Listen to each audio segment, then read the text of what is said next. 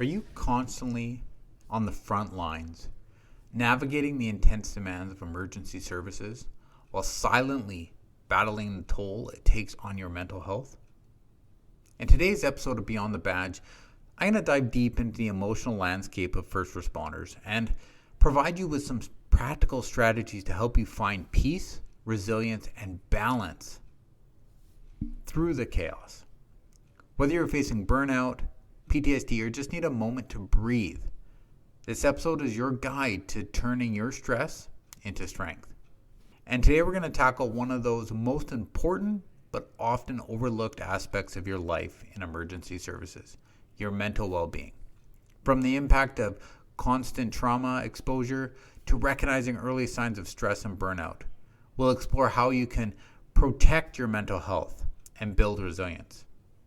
I can also dive into practical self-care strategies and emotional regulation techniques that can help you maintain balance in the face of life or death decisions.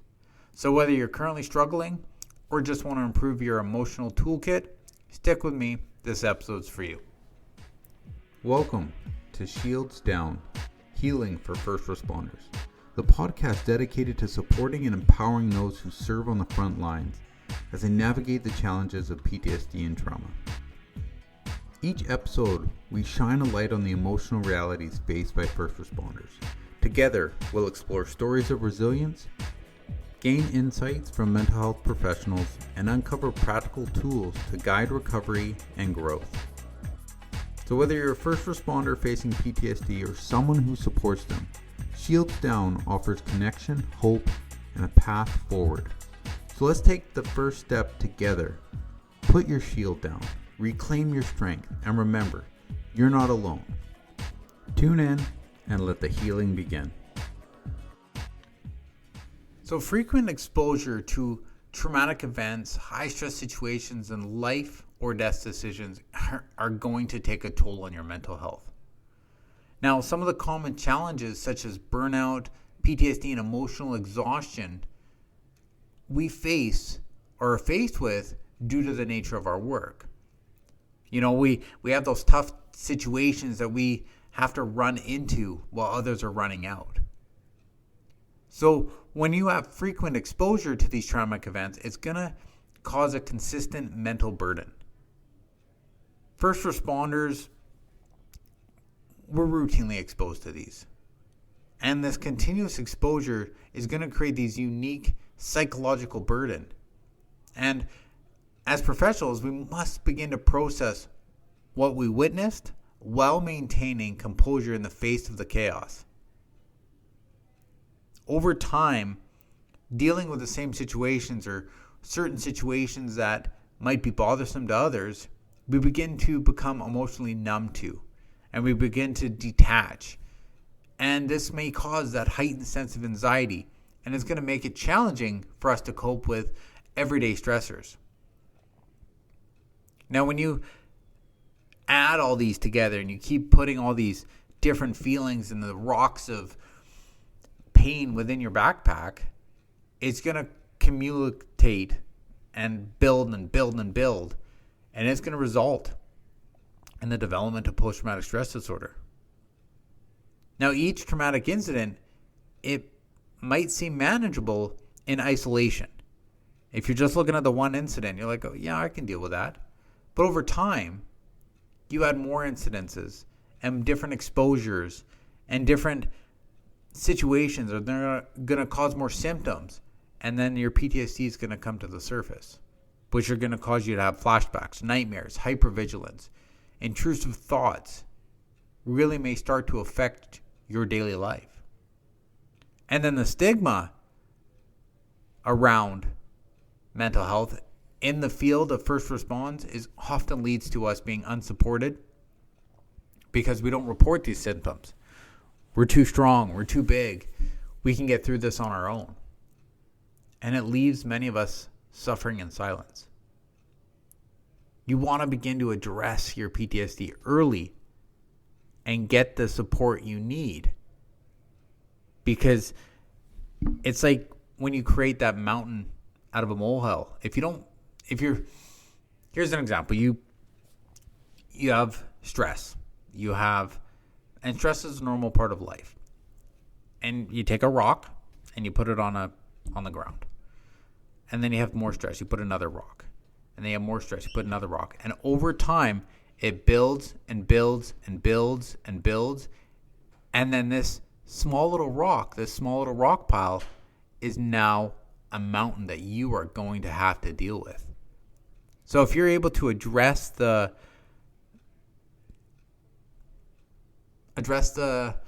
symptoms early and see where you want to go and how they're going to work and what works for you, what doesn't work for you, this is what's going to help you in the long run. But if you don't face it and you just keep pushing it off and saying, I'll deal with it tomorrow, this is going to lead to burnout and emotional exhaustion. And this is a silent crisis.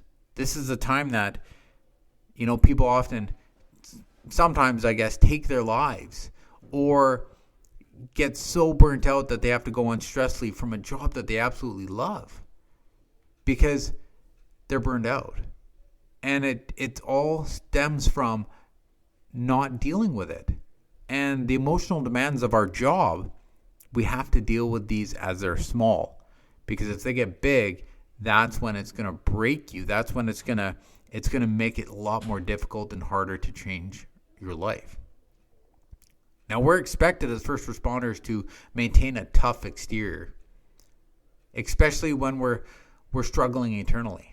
Right? The long hours or unpredictable shifts and even exposure to critical incidents will contribute to a sense of overwhelming fatigue, both mentally and physically. Now, this can lead to a sense of hopelessness and reduce that job satisfaction. Ultimately, it's going to reduce that ability to perform effectively in our roles. But when you begin to acknowledge and addressing your burnout and say, okay, look, I know I can move forward from this. I know with the right help, I know with the right training, techniques, I can move forward from this. It's going to be able to keep you as a first responder and do the work that you love to do and also maintain your own well-being in the long run. But sometimes we get so caught up in the situations, in what we're doing, in the response that we're doing, we forget to recognize those warning signs of mental health struggles. And the importance of recognizing these signs before they break us down, before they escalate into things that we're like, I need time off work. I'm yelling at people that I love. I have these mood changes. I can't sleep at night. I'm irritable more than I was before. And if you begin to deal with these early enough, that's when you're going to be able to get to that next level. But you have to pay attention. Right? Early signs of mental health and mental struggles often manifest as subtle changes in your mood. It's not this big outright mood change. It's very subtle. You might be a little bit more irritable. Maybe you're more anxious. Maybe you go off and you're a little bit more emotionally distant than usual. These shifts can happen gradually, and it's going to make them very easy to dismiss as mere stress, or maybe you're tired. But if you can pay attention to these and go, okay, am I just stressed over a situation? Or am I beginning to have onset of burnout? Right? And my friends, you're not going to just jump straight into post-traumatic stress disorder. There's a buildup to it, right? There's a buildup to not paying attention, to basically you begin to be a little bit more stressed. And then this leads to burnout. And then this leads to more symptoms of PTSD. And then that's when the diagnosis happens. It doesn't happen. You don't see a traumatic event and then get diagnosed with PTSD. It's when you don't work on that event. It's when you don't work on that situation that causes you to have these symptoms and the reactions. So if you can pay attention to these mood changes and begin to be mindful of how often or intense they occur. Again, you know me, if you've been listening, I love journaling, and you can look back. I've started this year on actually putting tabs in my journal to situations that I want to come back to, and I go, okay, this is when I work through something. So I'm going to tab it and say, work through a tough situation. So I'm going to look back and see where I've grown. Or go, okay, I was overreactive in this situation. I'm going to put a tab there and see if this comes up again. You have to pay attention. You have to create that timeline so that you can begin to work through these before things get worse. Because when things get worse, now it's time to see a counselor. Now it's time to see a therapist, because you need that surgical help within your life to get you back to where you were. So if you're having certain things like sleep disorders, right, this can be a very early detector. If you're waking up all the time, maybe you're having trouble falling asleep, or you wake up in the morning feeling unrested. These are common red flags going, okay, I need to figure something out here. Because a healthy body isn't going to react like this because it's in order, right? When you get a disease or when something happens, it's because there's disorder in your body. You got to figure out what that disorder is. Now, as first responders, sleep quality is vital, right? Because we often fluctuate on our shift. So we can't do that 8 hours a night or 7.5 hours a night every single night like other people, because we sometimes work through the night or we have different shifts. So you have to really find what works for you, and know that sometimes you might be tired in the morning because you had a bad night's sleep, because you're shifting through one of your swing days or something like that. But when you can figure it out and go, okay, well, I didn't have a good night's sleep this night. Am I burning out? Am I stressed? Or did I just have a bad night? But paying attention and creating a plan and knowing what you're going through, this is where it's going to help you to understand. Because when you begin to recognize poor sleep as more than just exhaustion, and it persists and it goes more and more and more, this is when it's going to deteriorate your job performance. And this is when it's important. What about avoidance or withdrawal behaviors? Right? Another key warning sign of mental health struggles is the tendency to avoid situations, people, or places that often felt normal. Right? You used to go out for day 6 beers or day 3 beers with your buddies, and now it's like, no, I'm just going to go home. Right? You begin to withdraw from those social engagements, and you isolate yourself. And you avoid people that are going to remind you of that traumatic events. To be honest, I don't go to hospitals unless I'm on an escort or I have to. I don't ever go to a hospital because it reminds me of what I went through. Because we lived there. Man, did we live there. With Lucas and going through all of his treatments, we lived at the hospital for a year and a bit. And I have no desire to ever go to one. But I know I can. I know I can face that because I've worked on it. So you have to begin to work through things so that you can face those situations that you're like trying to avoid. But the role of self-care and emotional regulation in building resilience is so important, right? Different techniques you can use to navigate the demands of emergency responses. Things like mindfulness, deep breathing exercise, regular physical activity is going to help you maintain emotional balance and foster inner peace while you're in that chaos time, right? In high stress situations, professionals like us who have to respond, emotional regulation becomes crucial for our mental health and resilience. Self-care practices, I know that they're just starting up within most organizations now, but they're what's going to push you to make sure that you last your career. When I was going through my training, we talked a lot about mental health. And a lot of the people don't recognize how important mental health is until it's too late. I'll be fine. I'll get through it. You know what? Things don't affect me. But then they don't pay attention to it. And somewhere down the road, it's affected them. You need to pay attention to your mental health, whether this is your 20th year or your first day on the job. Your mental health is so important because the statistics of people retiring and not being able to collect their pension and enjoy their life after their career is over is shrinking. Most people die within 5 years of retiring from their profession as a first responder. And my friends, this is why I'm doing this. I want to help you recognize that you need to work on your self-care, that you need to have emotional regulation. Prioritizing this, right? Whether through the sleep, proper nutrition, taking mental breaks, right? It's going to enable you as first responders to recharge and develop your emotional stability. Now, the balance between these are going to allow you to maintain calmness under pressure, make rational decisions, and handle these intense emotions without feeling overwhelmed. If you use mindfulness as a tool for emotional balance, right? Staying calm, aware of the current moment. This has proven effective in regulating emotional response. And as first responders, we face unpredictable and sometimes traumatic situations. Mindfulness can help mitigate emotional reactivity.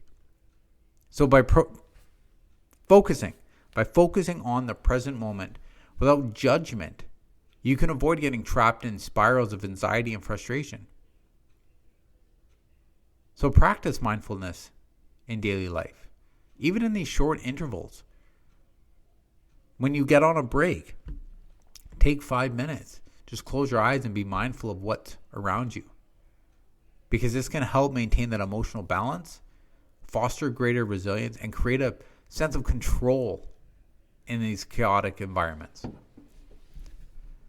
What about physical activity? Are you doing anything? I know that most people in my profession, and I've seen them in police, I've seen them somewhat in fire, somewhat in paramedics,